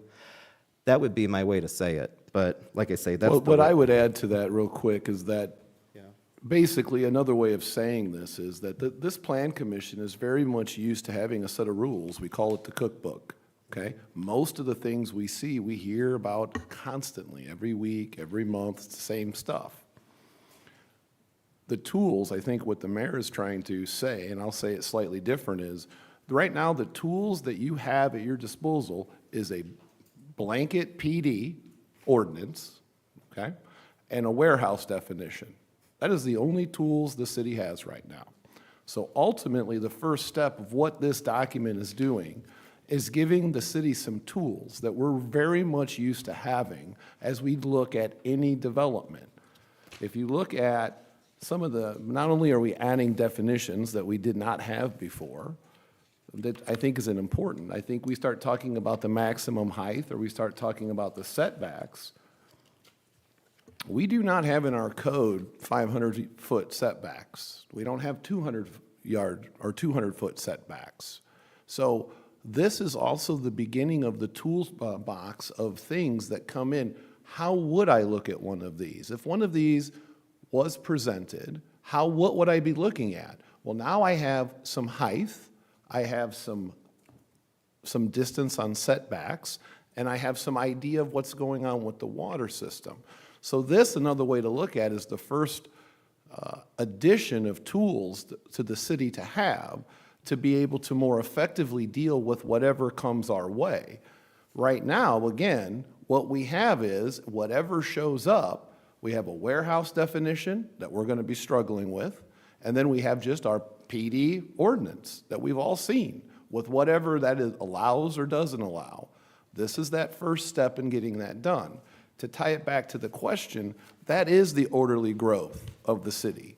That is what creates that ability and serves the public health and welfare, because we're putting it somewhere, or at least have the guidelines to be putting something like this in a place that it should be, and identifying the places that it shouldn't be, which is what our normal planning cookbook or our toolbox allows us to do.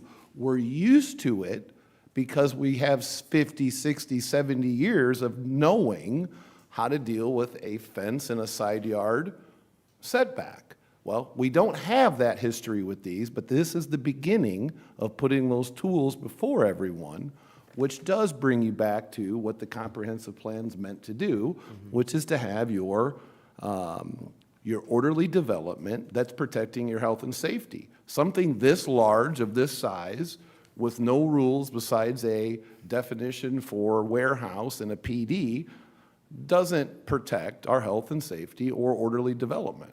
So that would be my response to that whereas question.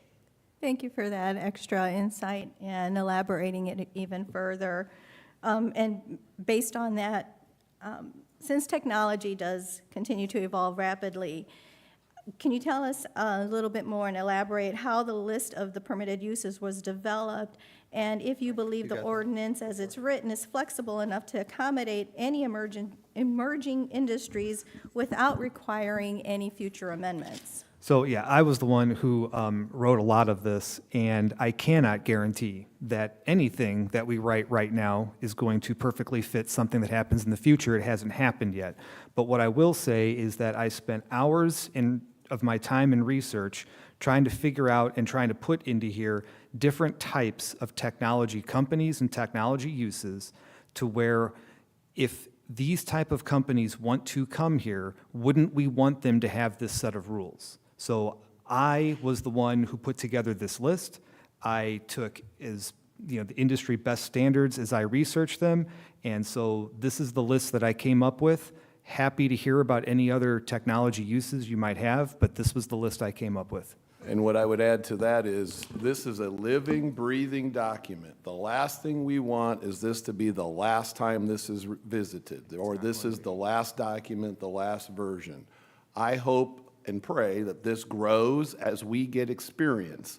That's how we got the rest of the cookbook. That's why the rest of it feels so secure. This will need to change as we gain more information. I'm not Thank- trying to be funny, but again, as best I can to maybe make examples people could understand, if in the future they create some caffeine-powered car, I don't want the factory that makes it in Portage to be called a coffee shop. Yeah. So, Brent? So I kind of like this, Scott. So question, if somebody, in my understanding, somebody wants to build something that meets the ordinance, there's absolutely zero the city can do, correct? As long as it meets the guidelines of the ordinance. We have a definition for warehouse, and we have a PD ordinance. And That's what what we I was have. getting to. I just wanted you to say yes. Yeah. So right here, warehouse, minimum lot area, 15,000 square feet. Minimum side yard setback, 35. Minimum front yard, 45. You know, this is one ordinance. Second ordinance, light industrial, warehouse, lot coverage, 1 acre. Minimum setback from front yard, 60 feet, side yard, 40 feet, rear yard, 40 feet. Nothing you can do. One can go in, nobody cares how you feel. Next, Division 3, HI, warehouse, again, minimum 2 acres, setback, well, frontage, 90 feet minimum, setback, front yard, 75 feet, 65 adjacent to a collector street or local street, setback, side yard, 50 feet, rear setback, 50 feet. Again, nobody cares what you think or feel. You cannot say no. That's the benefit of having this. I really think this is a no-brainer at this point. Tech is not something that we had 10 years ago. I've never heard of a data center until the last 5. Let's hear from some other members. Deb? Button? This is like a first grade question, but you get your data center, it's built. You know, they follow the variances. What happens if all of a sudden the sound goes up? So we fine them, right? So when you're talking about an industry that has billions of dollars, so what? Pay the fine. We get fined again. No big deal. Pay the fine, because we could do this all day. What kind of consequences do we have in place to fight something that big? I'm going to turn it over to legal, both to Mr. McClure and Mr. Bartnicki as needed, but before I do, I'll say 2 things, just to make sure we're staying, I don't mean that I'm staying on, the points I'm making too. So we would have the same legal mechanisms, if you will, that we have for any industry or any company that is misbehaving in our city. What I mean by that is if a steel mill's having trouble, or if a manufacturing plant is having trouble, and I'm trying to keep it, in regards to things we already have here, there's different tools we have available. But to your point too, right now, and kind of going back on Brent's thing, it's the same question that we need to ask if this doesn't pass. If someone's able to get something approved through our existing code, what rules do we have to be able to enforce? And often those rules don't exist yet because we haven't made them. But I'll turn to Mr. McClure. We have our normal tools, and some of our ordinances needed to be spruced up for your specific question, but the city's power ultimately ends with being able to pull the occupancy permit. So if things get bad enough on any level, the Board of Works can get there. Now, that's not just a little hop and a skip, but if we're in a situation in which we're at that kind of level of disobedience, for lack of a better term, there are extraordinary efforts that just don't normally have to occur that could occur, including shutting it down. Now, in my history with the city, I know that we've shut down a handful of different businesses for different reasons that were just vagrantly violating health and safety. So it's rarely used because we don't find ourselves in that situation, but it doesn't mean it doesn't exist, that when something raises to that level, that we wouldn't just be stuck in some repetitive $50 fine for time immemorial that nobody cares about. We'll take Bill and then Cece. First, I'm going to start with some technical points. Specifically, when I looked at the fight, and Chesterton was the first one. I was there. And I remember you making a statement, Mayor, about some high schools offering pitchforks and torches at graduation. I believe the Duneland schools now have that. That being said, that was awful. But nonetheless, when I experienced that, I followed a lot of the data centers. Actually, as an engineer, I solicited a lot of the RFPs. What amazed me, and we should all take concern of this, a lot of these projects are being done under a design build, not from a architectural design standpoint. They're basically coming at the point, and when you show up at these meetings and they say, we don't know, they truly do not know. The engineers don't know because they're trying to put together a design on the fly. Now, that being said, one of my concerns is, if I were an engineer and you told me I've got to have anywhere up to 800 computers that have power supplies, that have fans, roughly 150 watt, and all of a sudden you tell me that I have to cool all these devices with chillers, which run 24/7, year-round, and you're telling me that I can't generate more than 65 decibels, I'm going to say that's not attainable. And that's part of the problem that we're seeing. Vibration, now given aesthetics and setbacks, vibration and noise seem to be a consistent around. What I've seen in a lot of those data centers that their fight has started, again, design build, a lot of things overlooked given, a lot of the sound dampening equipment is ignored and not put in.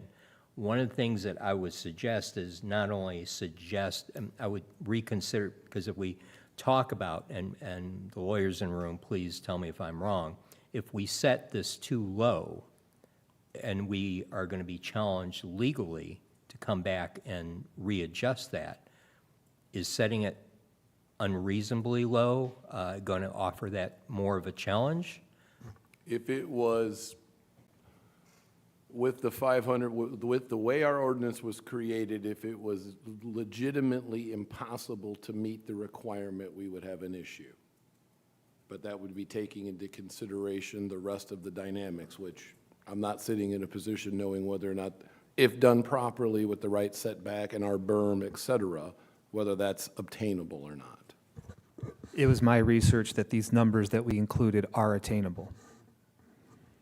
Okay, I'll I mean, say, in preparing for this, we met with people who've been involved in the design and build of them, both in Indiana and just around the country. And we did a lot of research with other municipalities that passed ordinances, some of which led to them not being approved and some of which led to them being approved and what got followed. To your point, what's key is that it's 65 at the property line, which includes berms and which includes a distance of, 500 feet, if we're talking about a non-hyperscale. We believe that that is reasonable, and there's a threshold where if someone says, hey, we want to use this, but we don't think that's reasonable, we think that it's reasonable that that wouldn't be a lawsuit. That would be more of a PD discussion. But again, that ultimately comes down to the council saying, are we even comfortable with that, or just, hey, you need to follow this, or we're not okay with it. just to follow up with that, that's going to be difficult because you're asking them to, really, the noise generators are going to be the air conditioning units, the chillers are going to be running 24/7. The issue I've seen, the sound dampening that's accompanying these are not always adequate, and so we end up having a data center generating noise, and they get into an issue with the municipality. How are we going to mediate this? And one thing I would encourage you to look at possibly is building into the ordinance some of the sound mitigation equipment that they should be using, such as neoprene mats underneath the data racks, spring isolators underneath heavy air conditioning units or generators, or rubber mats. But making that suggestion so that they know we're going to be looking for it.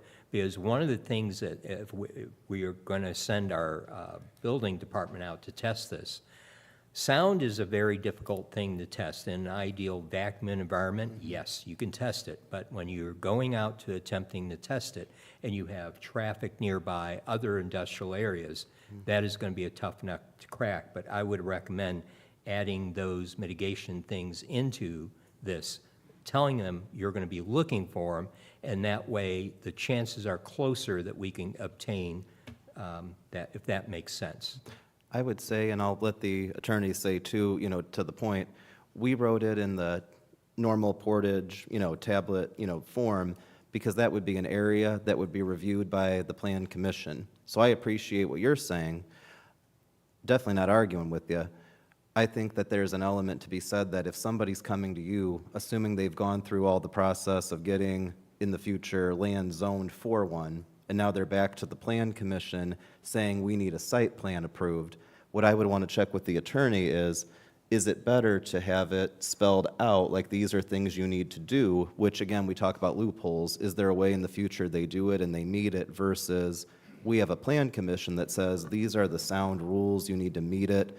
Or These are is the there a thing- way to put a section in there so that it doesn't get oversighted or forgotten no, about? well, Well, what won't I get- would suggest is that we rely on human nature. And human nature is we set the goal at 65, or we make the rule at 65 at the property line. If they want to get there, they're going to have to engineer it with their neoprene mats and all of those things that are above my pay grade. But if they don't, then they're going to have the sound problem.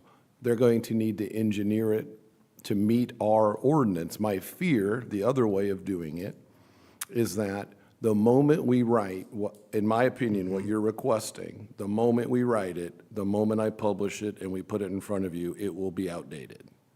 And we'll never keep up with that. That was I can keep up with, that's the goal, or that's the rule at the property line.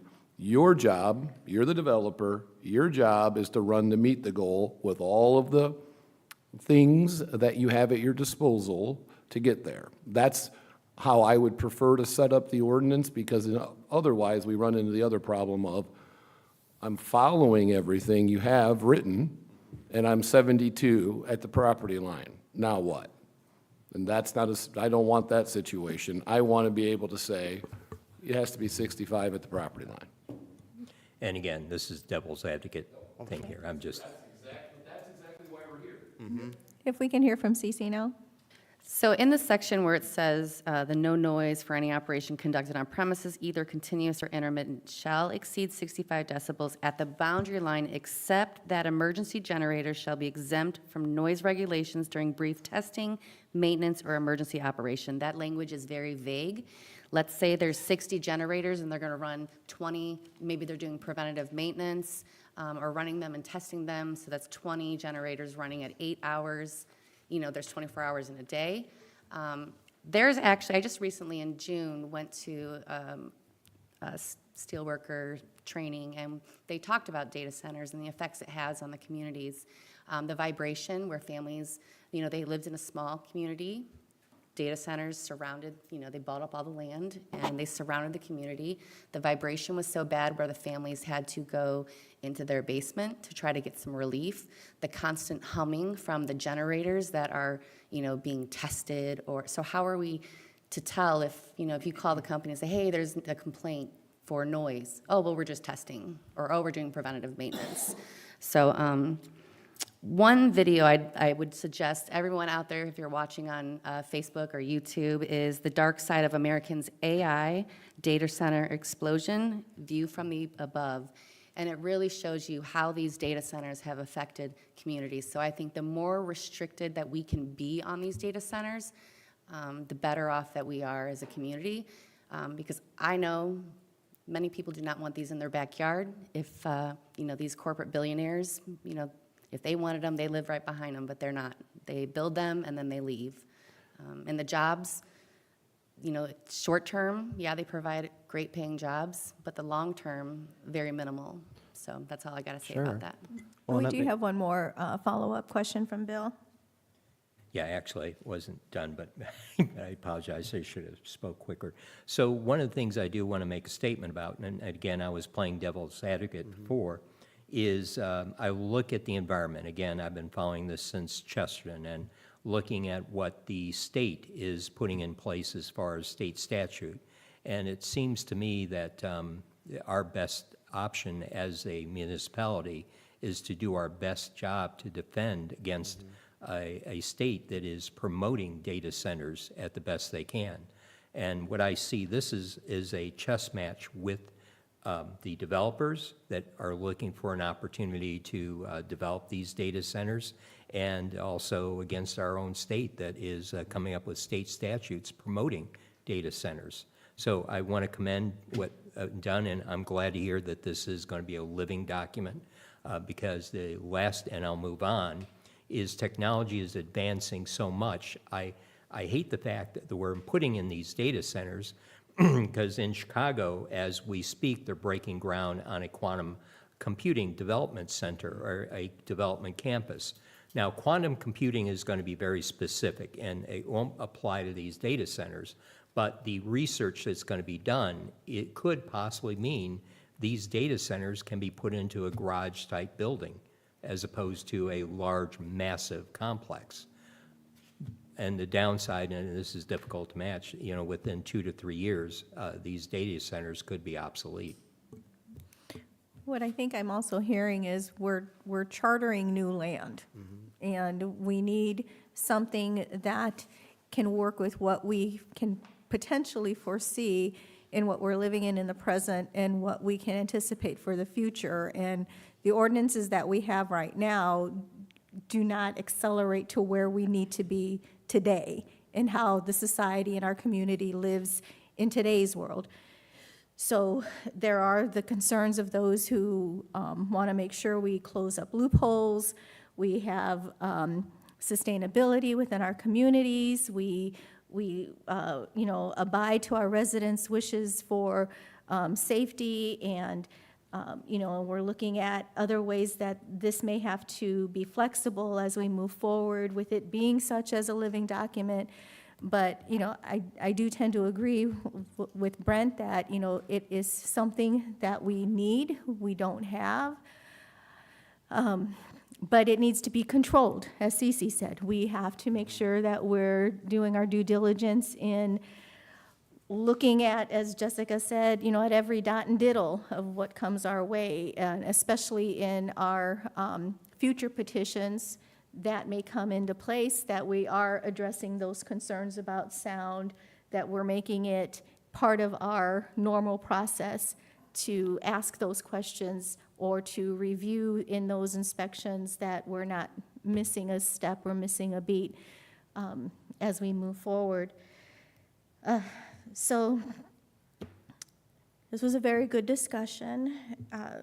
Does the board feel like there's anything else in the ordinance that needs further clarification or discussion? Okay. Oh, just real quick, what's the lifeline of a data center? 10 years? It changes by the moment. And then when they're done, do they just walk away and leave us with this dead dinosaur, or, That would be part of the PD that we would have to negotiate. Or the zoning change negotiated, depending on what they're trying to do. I'd like to go back, if it's okay, to something Cece said, and it ties into what Bill said, and I'm not trying to make a dramatic speech at the end by any means, but just to be clear, I really got to start with what Bill said. It does feel very much like a chess match right now, because I wish that I could tell you that all the pro-data center people of this world and this region are 100% right, build them wherever, there's no problems, and everything's going to be great. I'd be telling you a lie. There's all sorts of ways these things could be going wrong, but there's also ways that they can go right. And the question is, how do you make sure that if they're going to happen, they go right, and that they happen in a place that's appropriate, but how do you also make sure that they don't happen if the circumstances of a proposal isn't going to go right? Our current code, as Brent said very well, doesn't give us the ability to do that. Our current code is essentially to use my first grade example, caffeine-powered car and the factory is called a coffee shop. We can't enforce good rules with what we have right now. And right now, we're in a situation where something could basically be built where we essentially just have to watch it. I don't think that's good. And so a starting point for me is something legally defensible, but as fast as possible where it can't happen without a city council vote. Some people think I can wave my wand and just stop something. I cannot. That's not how the law works. To go, I guess I'm working backwards from Bill's point, it does feel much like a chess match right now because we have developers that want to build the biggest thing that they can or the most efficient thing they can that makes them the most money. And to be fair, they're fulfilling a service that's being demanded by our economy right now, both at a big, medium, and small level. We're also playing potentially a chess match with the state. The state of Indiana is, from a policy perspective, it appears to be extremely pro-data center. To put it really simply, I've met with the state IEDC on 2 occasions, and both times I've talked about anything in Portage, it was as if all they wanted to talk about was data centers. And I'm like, oh my goodness. But to put it really simply, there are concerns about the state of Indiana moving in a direction towards taking away that local control, not just on this matter, but on other matters, but I think this one's a pretty big one. I think to go with what you're saying, Bill, we have to do something very carefully. We have to give ourselves the most local control possible, but we also have to show that what we're doing is not a blanket ban. Because if we do something, you can't do a blanket ban legally speaking, but the more that we do something that is inherently like a ban or makes it so impossible, I feel like what we're doing is we're pushing the state to move towards taking our local control away. I will be the first guy down in Indy saying don't do that no matter what, but I feel like as a city, us showing that we're leading the way and making reasonable rules, leading the way and showing how you get one approved, even if it never works out that there is one that's appropriate in Portage, or if there is, I think that our taking leadership on it right now is really key. I want to go to CC's specific point because I think it ties into Bill's earlier question. We want to be very careful, and I think Attorney McClure already said it better, so I guess I'm just saying it to reiterate, but when it comes to the stuff that has to do with the rules that are reviewed in the site plan, as much as we can, we want it to be open-ended from your guys' perspective. Because as Attorney McClure said, if we have specific written things on you test the sound with this and you're required to do this, the problem's going to come 2 years from now if that policy is outdated but still in our written code. We're going to be back to where we are, which is we can do it, you can't stop us. But if it says the sound has to be mitigated and it can't exceed 65 at the property line, or the only time that the sound is okay is during testing, I view that it's better that in the site plan process, CC, you're the one, just for example, saying what is in place to make sure that they're not just calling everything a test. And Bill's the one saying what's being done to make sure, let them prove it to you. To Deb's point, they have the money. We're not talking about a mom and a dad with 5 kids who have saved up their life savings, $14,000 to make a little coffee shop, and you guys are requiring them to do a whole crazy engineering study to make sure that the sound is going to disturb the place next door. We're usually talking about billion-dollar companies that can absolutely afford things like the kind of sound studies that's going to be Bill's big thing that he wants, or the ability to prove what it is. And I would even say written commitments can come in. I'll let Attorney McClure clarify, but I'll also say from an enforcement side, we have caught people trying to do sneaky things at the small and big level within our code, and how do I put it? If U.S. Steel was breaking the sound rules by saying, oh, we're just testing and we happen to be testing every day, we have a mechanism to handle that, I'm pretty sure. But to put it really simply, everything that's in those rules are things that you guys have the ability to check through the site plan process and vote on a site plan based on that. I really want to be careful about what specific things have to be done, because everything we make specific is going to be a box that they can claim they checked, if that makes sense. Last thing I want to say, unless there's anything else, and I'm happy to answer anything else, is this process we're going through, in my opinion, is the most innovative thing that any city in Northwest Indiana can do. It's a process that when I look back, I wish we had started it in 2024, but in 2024, I believed that a data center was a warehouse with computer servers in it. We probably should have done it in 2025, but in 2025, I was like, oh, if they're only making them 160 acres or bust, we're probably in the clear in Portage and people will avoid us. They're getting smaller again. And to Bill's point, and Bill, I apologize, I don't know if you said it here or if you said it to me in another conversation, but is it Moore's Law? Technology keeps getting smaller. If data centers figure out how to get smaller before quantum takes over, eventually you're going to have more places where they're going to think it fits in Portage. And it's going to start following into Brent's assessment of what you can fit where and giving us the ability to control, because whether your concern about data center is very real based on issues with a potential proposal, or it's just and I mean the small d, democratic, like democracy, if it's just that the people in a community don't want it, you have to be able to have the tools for the local government to be able to handle that. I think that's what we're doing, and to be doing it here in a public meeting where people spoke, I think that probably the most meaningful thing for me at this meeting is that we had somebody knocking on the door, and at first I thought it was just someone maybe trying to like break in or some kids wondering what was going on.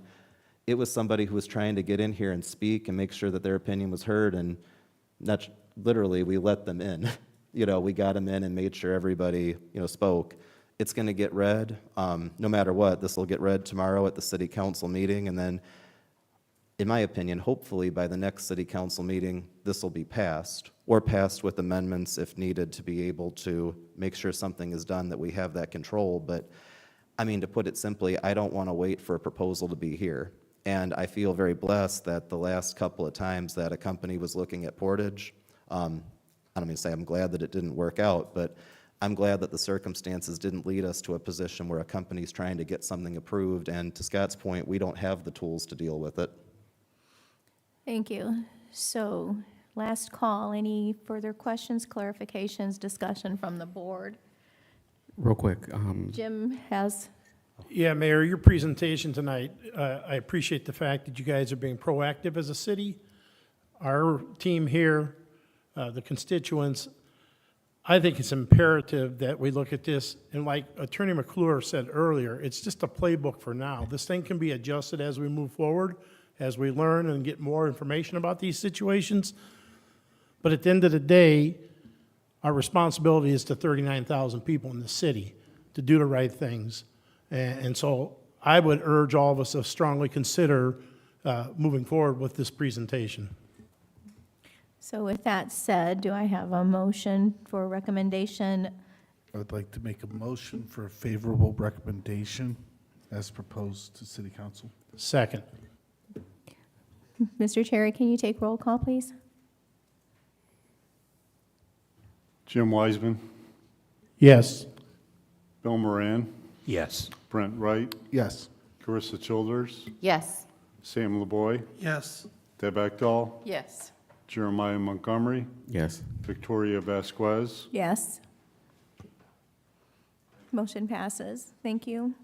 Thank you, everybody. Thank you very much, Mayor. Thank you. Thank you. Do I have a motion to adjourn? Motion to adjourn. All in favor, say aye. Aye. Thank you. Meeting. You have a second? Second. Thank you.